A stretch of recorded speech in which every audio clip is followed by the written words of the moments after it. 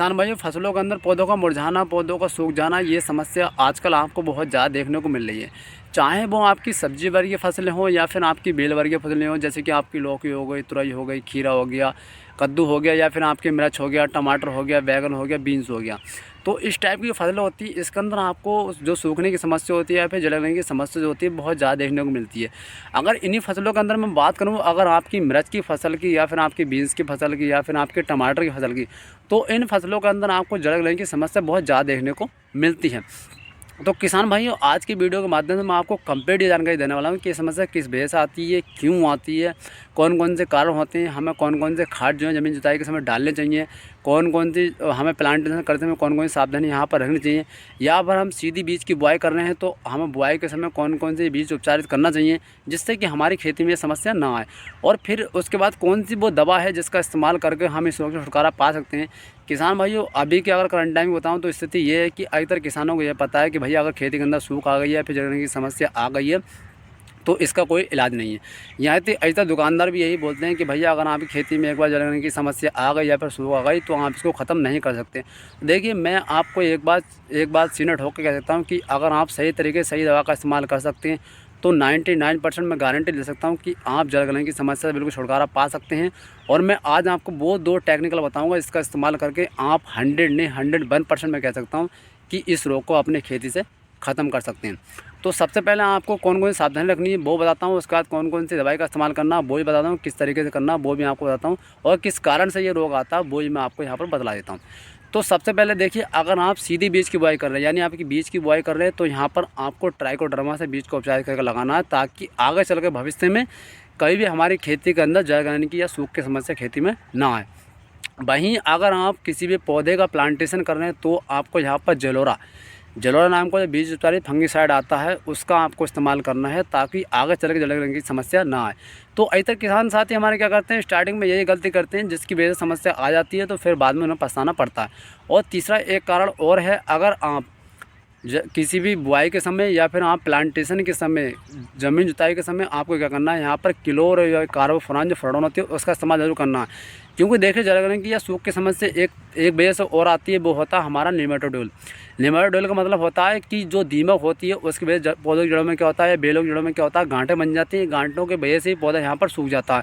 तो उसके लिए आपको क्या करना है, खेती की जुताई के समय ही आपको यहाँ पर चाहें तो क्लोर डाल सकते हैं आप, चाहें तो आप यहाँ पर फ्लोरोन भी डाल सकते हैं। दोनों में से कोई भी दवाई अगर आप डाल देंगे तो आपकी ये तीसरी जो समस्या आती है, आपकी जड़ों में जो गांठें बन जाती हैं, आपने देखा होगा पौधों को उखाड़ कर, तो ये समस्या आपकी ज़िंदगी में कभी नहीं आएगी। चलिए, अब तो बात ये हो गई। दूसरी बात कर लेते हैं कि देखिए इसमें होता क्या है। ये जड़ गलने की जो समस्या आती है, सूख की समस्या आती है, वो आपकी फ्यूसेरियम बेल्ट की वजह से या फिर आपकी बैक्टीरियल बेल्ट की वजह से आती है। जड़ों के अंदर या तो फंगस की समस्या आती है या फिर आपकी बैक्टीरियल बेल्ट की समस्या आती है, जो क्या करते हैं जड़ों को ख़राब कर देते हैं, गल जाती हैं, जिसकी वजह से हमारे यहाँ पर पौधा सूख जाता है। और किसानों को सही जानकारी न होने की वजह से क्या होता है, अंधाधुंध ड्रेंचिंग करते हैं, वो सही तरीके ड्रेंचिंग नहीं करते, पता चला दवाई लगनी थी, कोई सी दवाई यहाँ पर लगाई तो पता चला आपको कोई रिजल्ट ही नहीं मिला। या फिर वो दुकानदार के पास जाते हैं, दुकानदार भाई उनसे यही कहता है कि भैया इसका कोई इलाज नहीं है और आप इस रोग से छुटकारा यहाँ पर नहीं पा सकते। तो देखिए, मैं आपको बता दूं, इसका इलाज है अगर आप सही तरीके से ड्रेंचिंग करते हैं तब, और सही दवाई का। तो देखिए, बहुत ही बेहतरीन दवा मैं आपको बताने वाला हूँ, जिसका रिजल्ट जो है 100% है, और मैंने खुद उसका रिजल्ट देकर देखा है। किसान भाई देखिए, कोई भी जानकारी मैं आपको कहीं भी ऐसी नहीं देता हूँ जिससे कि आपको कोई नुकसान हो। पहले मैं अपनी खेती के अंदर खुद इस्तेमाल करता हूँ, उसके बाद ही आपको बताता हूँ, क्योंकि मैं खुद एक किसान हूँ और मैं चाहता हूँ कि मेरी वजह से कभी किसी को नुकसान यहाँ पर नहीं होना चाहिए। तो सबसे पहले देखिए, आपको यहाँ पर क्या करना है, आपको यहाँ पर जड़ गलने के लिए सबसे पहले आपको यहाँ पर लेना है मेटल एक्सेल प्योर वाला। आपको मैं केमिकल कंटेंट यहाँ पर बता रहा हूँ, आप किसी ब्रांड का ले सकते हैं बेसिकली। तो यहाँ पर आपको जो लेना है मेटल एक्सेल लेना है प्योर वाला, जो कि 35% में आता है। वो यहाँ पर आपको लेना है 100 ग्राम 100 लीटर पानी के हिसाब से, यानी 1 ग्राम पर लीटर पानी के हिसाब से। उसके बाद में जो आपको लेना है बैक्टीरिया बेड के लिए, वो आपको लेना है कोसाइड 3000 वाला। देखिए, 3000 वाला कोसाइड लेना, ये आपको लेना है 1.5 ग्राम पर लीटर पानी के हिसाब से। अब दोनों को दवाई को क्या करना है, आपको प्रॉपर एक मिक्स कर लेना है किसी भी बाल्टी के अंदर, बड़े उसके अंदर। तो मिक्स करने के बाद आपको क्या करना है, इसकी ड्रेंचिंग करनी है। ड्रेंचिंग जो करनी है वो आपको शाम के समय करनी है, ताकि टेम्परेचर कम रहेगा तो काफ़ी बढ़िया रहेगा। तो शाम के समय आप इसकी ड्रेंचिंग कर दें, और ड्रेंचिंग करने के बाद 1 हफ्ता के बाद फिर आपको इसकी ड्रेंचिंग करनी है। तो मैं छाती ठोक के ये कहता हूँ, 100% कह सकता हूँ किसान भाइयों, आप जो जड़ गलने की समस्या आती है खेती के अंदर, पौधों में सूखने की समस्या आती है, तो इस रोग से आप बिल्कुल छुटकारा यहाँ पर पा सकते हैं। बहुत ही बेहतरीन दवा है और मैंने इसका 2 साल से रिजल्ट लिया है। क्यों देखिए, पहले मुझे पता नहीं था, लेकिन अब जब मैंने इसका रिजल्ट लेकर देखा तो मुझे पता चला कि हाँ, हम जलाग्रहण या सूख रोग से छुटकारा यहाँ पर पा सकते हैं। तो जैसे कि मैंने आपको बताया, ये रोग जो होता है बहुत ही खतरनाक होता है। ये चंद दिनों के अंदर हमारी फसलों को सुखा देता है। अगर हम सही तरीके से ध्यान नहीं देते हैं तो पता ये लगता है कि 2 से 4 दिन के अंदर ही पूरी फसल यहाँ बर्बाद हो जाती है। क्योंकि इसमें होता क्या है, एक पौधे से दूसरे पौधे, दूसरे पौधे से तीसरे पौधे के अंदर इस तरीके से सूख की बीमारी फैलती जाती है।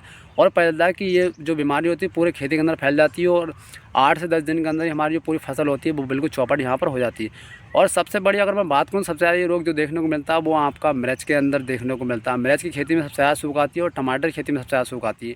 तो किसान भाइयों, आपने देखा हो, तो अगर आपकी मिर्च की खेती में भी अगर सूख आ रही है तो एक बार आप यहाँ पर कोसाइड 3 हर्बाली और मेडोलेक्स दोनों का इस्तेमाल करके देखें, आपको बहुत ही अच्छा रिजल्ट मिलेगा।